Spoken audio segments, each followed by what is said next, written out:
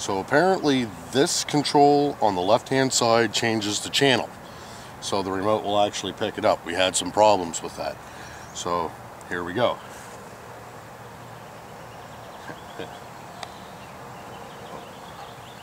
Turn it on.